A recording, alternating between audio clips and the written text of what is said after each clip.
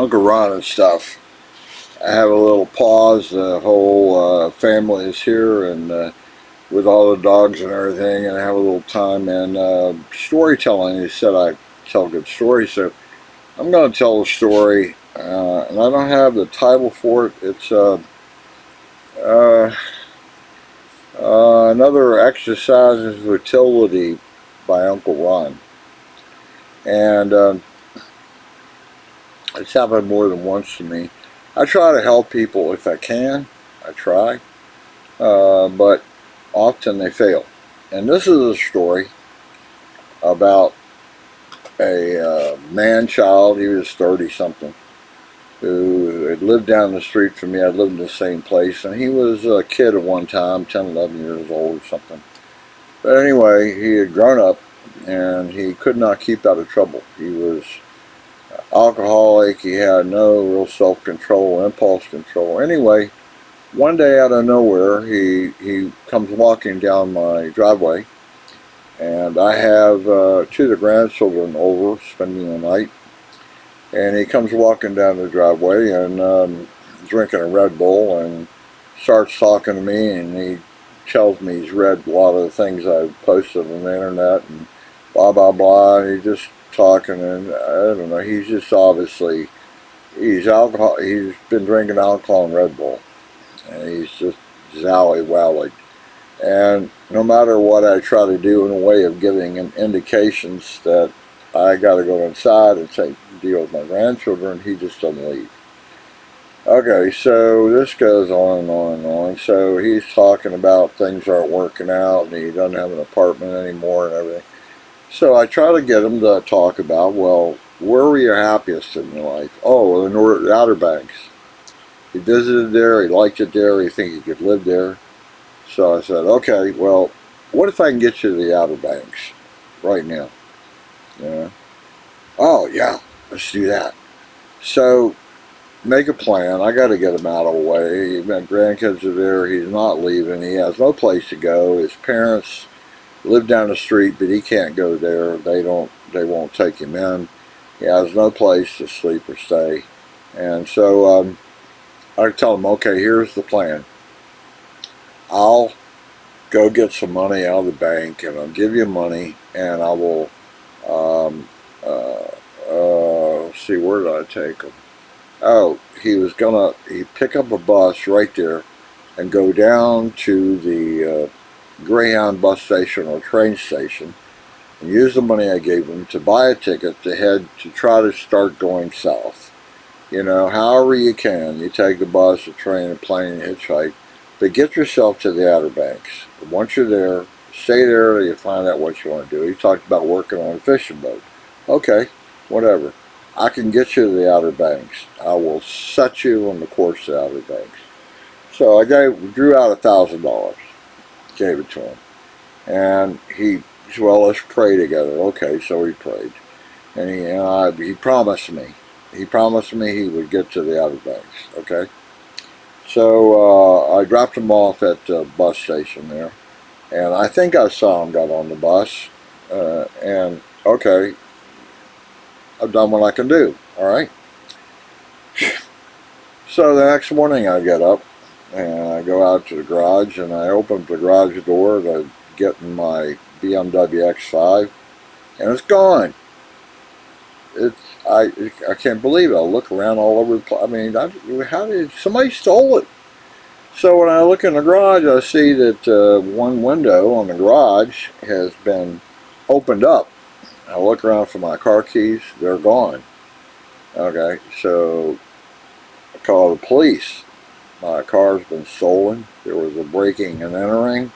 I can see right here where they came in and got my keys. I left in the garage. Stupid me. Anyway, they put out a alert on a stolen car, a new license tag, so on. So I was pretty sure it was him, that he had come back for whatever reason and decided he needed my car.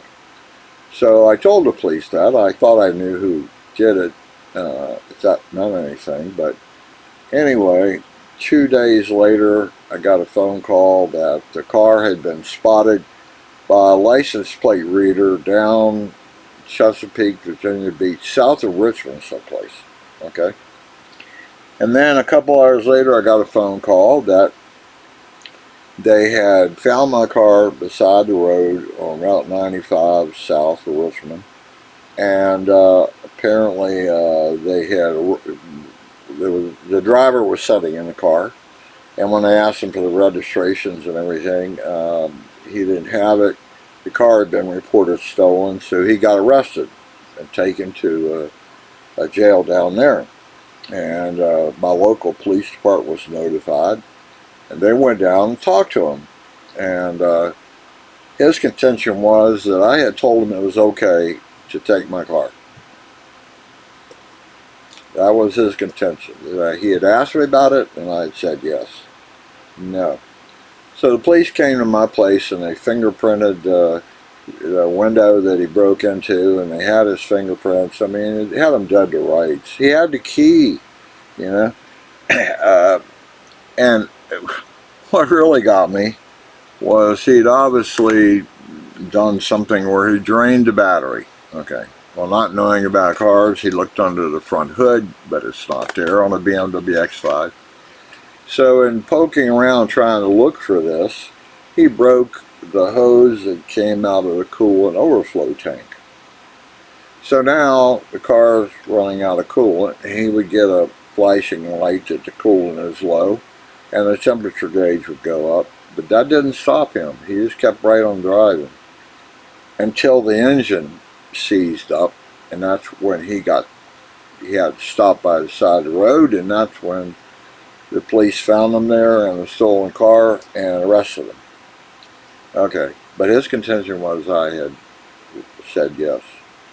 So he took the $1,000, and after the fact I learned he'd gone to a hotel in D.C., some expensive hotel, and he'd spent a couple nights there, and I don't know if he got hookers or not, but the $1,000 was gone.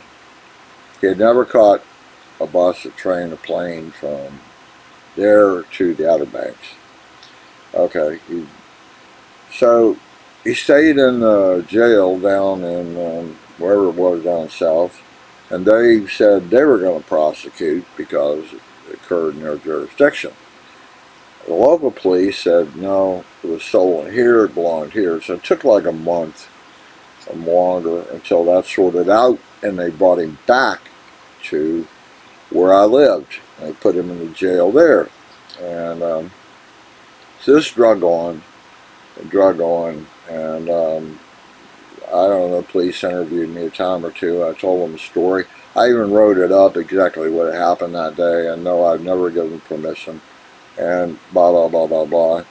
And so the car had been pulled to an impound lot and was going to be sold at an insurance auction, and I looked at it, and he had blown it didn't have any water in it, wouldn't start. I had no idea. I thought about it, that I would tow it home, get it towed home and try to repair it, but it was so iffy that I decided no. So anyway, I did go to where they were getting ready to auction off and got all my personal belongings out of it, but what really bothered me was the destruction of the car. I put a lot of time and energy into that car over the 20 years that I'd owned it. I kept it alive, and he just indiscriminately destroyed it. I was trying to help him. Not only did he take the $1,000 and not do what he promised he would do, he stole my car and destroyed it. So anyway, it finally went to, he'd been in jail for, I think, almost a year. He had a public defender. I went to court one time, and the public defender showed up, and he said, "I've just got this case. I don't know anything about it." So the judge says, "Okay, well, we'll delay it for another 2 months." So he goes back to jail for 2 months, which I would suspect he could at least dry out in jail. He couldn't get alcohol in there, I assume. I don't know. Anyway, finally the day comes, and I'm there at trial, a jury, not a trial. It's just going to be by the judge.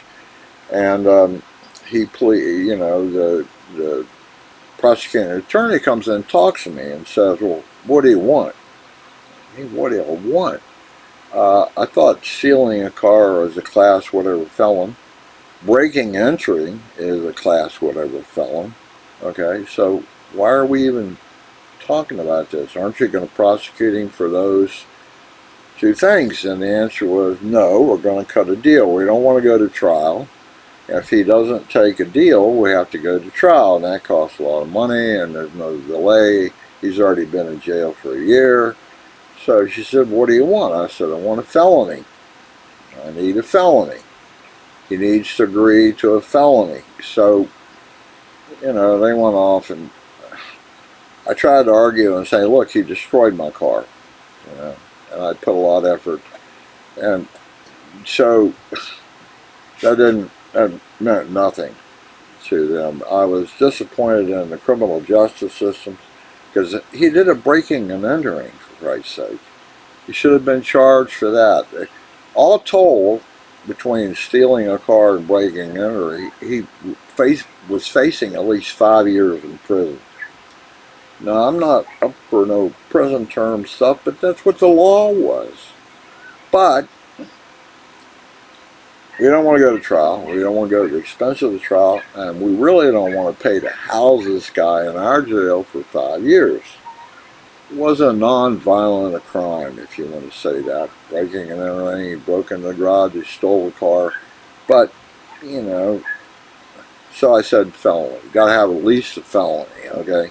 So she did get him to plead to stealing a car, class or whatever felon. Okay, sentencing.